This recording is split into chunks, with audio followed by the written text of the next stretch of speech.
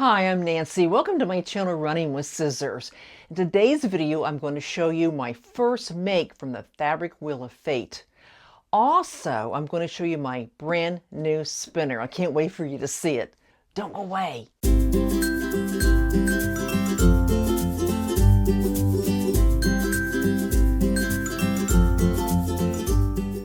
Okay, for any of you who have not watched any of the different vloggers who have done the fabric wheel of fate, we pick 4, 5, 6, even up to 8, however many fabrics you want. Fabrics that have been, in your stash, fabrics that you have that you wonder why you bought it and don't know what to do with it. So you pick some fabric out and you put them on a wheel. You can put them on a wheel, you can draw them out of a basket. You can use a little homemade spinner, whatever you want to do to choose the fabric, and whatever fabric comes up, you have to do something with it. I just want to go through the fabrics really quick. Now, if you watched last week, this was the fabric that came up. These are the scraps I have left. And I mentioned I couldn't decide whether it was a one-way fabric, but once you open it up, one stripe goes this way, one goes that way, so it's not a one-way. And then I've got this floral cotton and some plaid.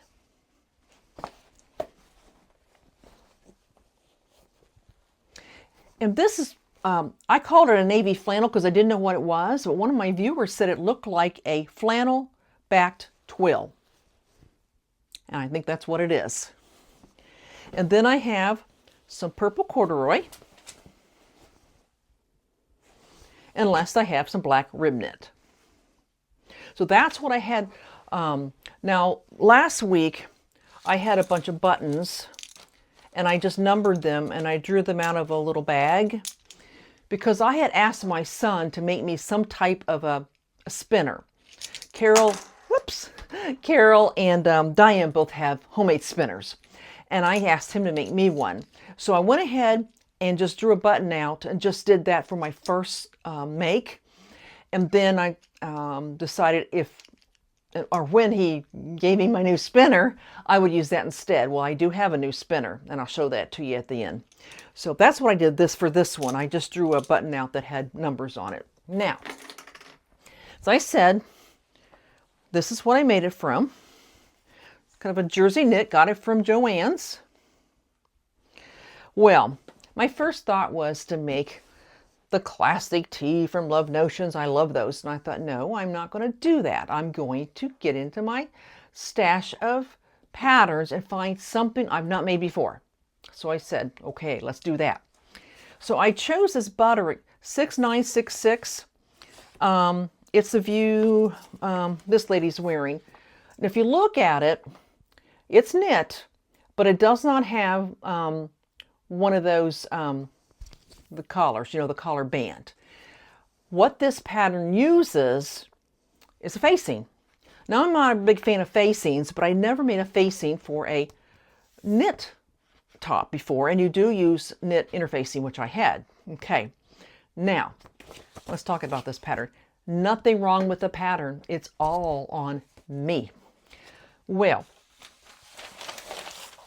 I'm going to discuss with you about when you get a pattern that you've never made before. And I've said this before, I've told myself this before, read the pattern, step 1, step 2, all the way through to the end so you know what's coming up. But did I do that this time? No, I did not. I got to looking at it, I skipped ahead to the sleeves and I saw they're having you set in the sleeves. And I'm thinking, I don't like to do set in sleeves on knit, I'd rather put them in flat. Well, there was where the conundrum began. I went ahead and I put them in flat. And when you do, then you sew it up. Then you're looking at the pattern. And then I realized why they wanted the sleeves to be set in. It's because you sew the shoulders, you sew the sides, and then you do the facing. And I'm going to pop a picture up so you can get a little better look at it. But what they do is when you put the facing on, you put it on, right side to right side, and then you turn it in the inside. And I said, I'll put a picture up so you can get a better look at it. Put it I'll move over and let you put it over here. You can see when you put the facing in, the one end of the facing lines up with the shoulder, and then you baste it in. And then when you set in the sleeve, then that part of the facing gets caught in the sleeve. And you'll see that from the picture. Well, I got to that part and realized what I'd done. I can't really use the facing because I've already got the sleeve in, and I didn't want to take the sleeve out because I had used my serger overlocker to put it in. I'm thinking, oh man. Oh. So what do? Well, I just made a neckband. And neckbands are not really hard to make. You just take your top and you measure it, okay? And when you measure it, you lay the, well, let me just show you. Hold on. Hope you can see this okay. Let's just say I've got this shirt, and let's just say it doesn't have the band on it yet, and I want to make a neckband.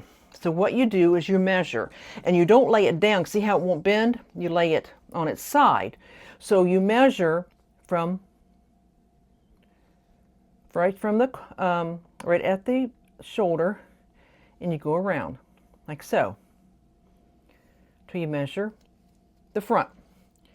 And you write that measurement down, and then you do the same thing with the back. Start with here and go around and measure the back. And then you may want to add a little bit extra, because when you cut the band, you're going to sew it together, and then you can make it either 1.5 to 2 inches wide. I made mine 2 inches wide, and so then you think, oh gosh, how long should I make it? So what you do is, if it's real stretchy, like that's pretty stretchy, you would take the number, the front and the back, you take those numbers and you would multiply them by 0.8 to 0.9. Now, if it's real stretchy, you might want to do, actually it's 0.85 to 0.9, sorry. 0.85 to 0.9. And then if it's real stretchy, usually around 0.85, 87 is about right. If it's not real stretchy at all, you might want to multiply your total number by 0.9 because you need a little bit longer because it doesn't stretch as much. When I did mine, I measured it and then I multiplied it by 0.87. And then you do what you normally do. You quarter it on the shirt and you quarter it. You put the two ends together. Then you fold them over, wrong sides together, and then you sew it on. And that's what I did. Okay, I hope that made sense. It's pretty easy. So, this is a shirt I got from Atlantis in the Bahamas. So that's what I did with the shirt. So basically, what it turned out to be was kind of a classic tee. Anyway, let me show it to you. And then I'll put it on here in a minute. I think what was different about this pattern is because they were using the facing, it makes the top look a little more fancy, not fancy, something you wear maybe out to dinner. Because when you put the neckband on, it makes it look more like a t-shirt, where using the facing gives it more of a tailored look. That's what I'm trying, a tailored look. Well, read your pattern. I don't know how many times I can tell you to read your pattern. I need to tell myself, read the pattern. What I do, and what you should do, if it's a new pattern, you get down, you read it through. Also, get a pencil and circle your steps, because if there's more than one view, I've made the mistake of sometimes going to a step that didn't belong with what I was making. It belonged with, view B, and I'm doing view A. So I went ahead and I just put on a band. There you go. I put on a band. So one thing I did too is, I do have some lymphedema here. I am going to the lymphedema clinic for therapy, and I did make the sleeves a little bit larger around, and so they wouldn't be too tight, and they were just right. So, it's a nice top. I will wear it. It just is not actually butterick bee 966. It's more it's more like a classic T. But you learn from your mistakes, and believe you me, this will not happen again. The next time they want me to set it in a sleeve, I'm going to say, why? Why did they want me to set it in a sleeve? Now, I have made things before where they want you to do that, and you really don't have to. You can do it flat, and it still works out fine. But in this case, it has to be set in so you can put the facing in, so the facing will catch on the shoulders. But I will try this on for you and show it to you. And then I will show you my new spinner that my son made for me. It's something. I can't wait for you to see it. Don't go away. Okay, I'm back wearing the top. So, yes, I didn't make it exactly like the pattern said, but guess what? It can be fixed and it can be worn. And it's a nice top. It just doesn't look like the one in the pattern. But I will make it again, and I will make it the way they say to, and just see. Well, anyway, I just did a neckband. I cut a 2-inch wide. As I said, when you sew it together and then you fold it, wrong sides together, and then you pin it on your neck hole, and then I just serged it in place. So this is it. And as I said, I did enlarge the sleeves, so see, they're not too tight. And I just did them both. I didn't say, oh, I think I'll just enlarge the left one and leave the right one alone. I just made them both the same. And so it's not too tight. And yeah, it's a nice top. I will wear it. Now, this pattern only went to size 14. I normally cut at 16. It's maybe a little snug on me, but it's still something I will wear, and I'll wear with my jeans. I've got a pair of leggings on right now. I'm trying to stay warm. It's still cold here in Ohio. So yes, just remember, read your pattern, look at all the steps, get yourself familiar with what's coming next, and then maybe you won't make the same mistake I did. But if you do, you can fix it and you can have something wearable. So that's my lesson for you today. All right, let's talk about the wheel of fate. I'm going to spin again. Now, I had decided I wanted to have a physical wheel. I had been using that wheel of names on the computer, but since I'm only having 6 fabrics, and I think at one time I had 8, I didn't really need all that much room. I mean, you could, on the wheel of names, you could put, 50, 60, 70 names on there, as many as you need.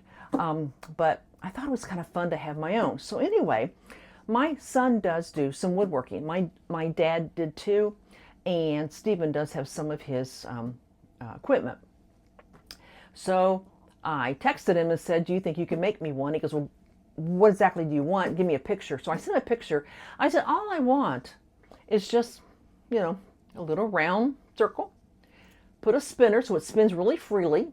And that's all I want. You can make out of plywood. You don't have to, nothing fancy. Well, my son is an engineer. He's a mechanical engineer.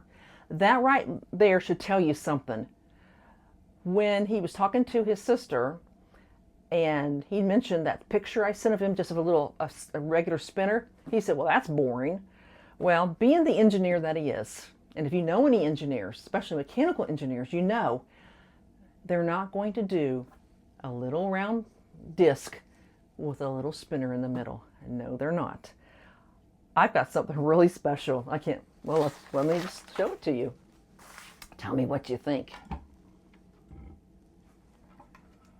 Here it is. Is this something? This is mahogany. It looks like furniture. This part is maple. The pegs are made of cherry. The wheel is a dry erase board. I would never have thought of a dry erase board. And see the little flipper right here? Credit card. He cut up an old credit card. My sister said I should call this Nancy's Fancy Fabric Wheel. So, and my daughter said it has the most satisfying sound. Let me show it to you. Here we go.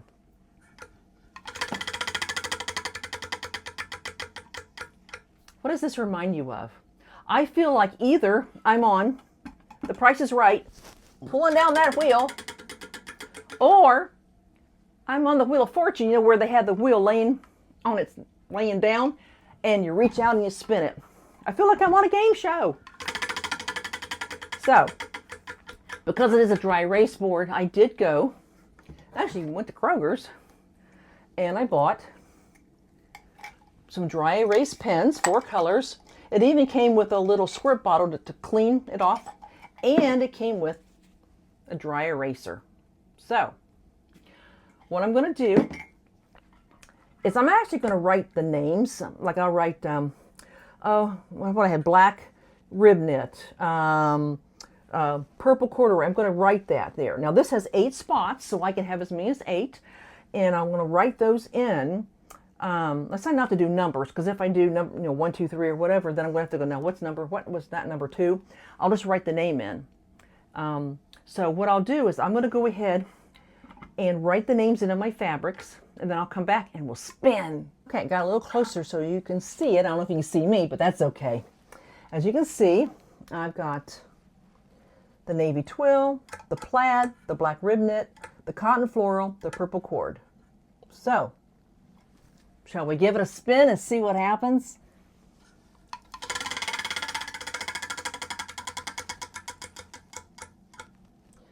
I knew that was going to happen. We'll just have to spin it again. Here we go.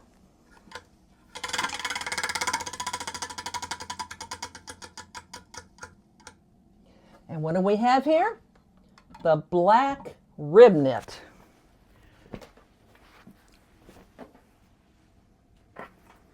The black rib knit. It says here I have 1.5 yards of the black rib knit. So we'll see what we do with that. There's not a lot here. Might have to make another top with it because, you know, it's not got a lot. But that's what's next. Tell me what you think about my wheel. Isn't that the greatest thing? I love it. I was blown away.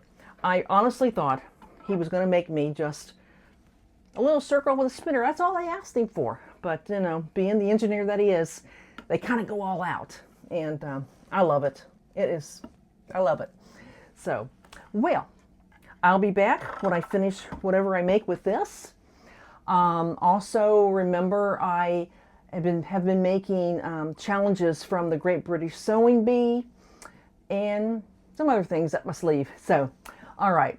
Well, I hope you enjoyed this video. I'd love it if you subscribe if you haven't already. Thumbs up, ring the notification bell, share it with your friends, and just remember, we're all in this together. Mistakes and all. Y'all take care. God bless. Goodbye.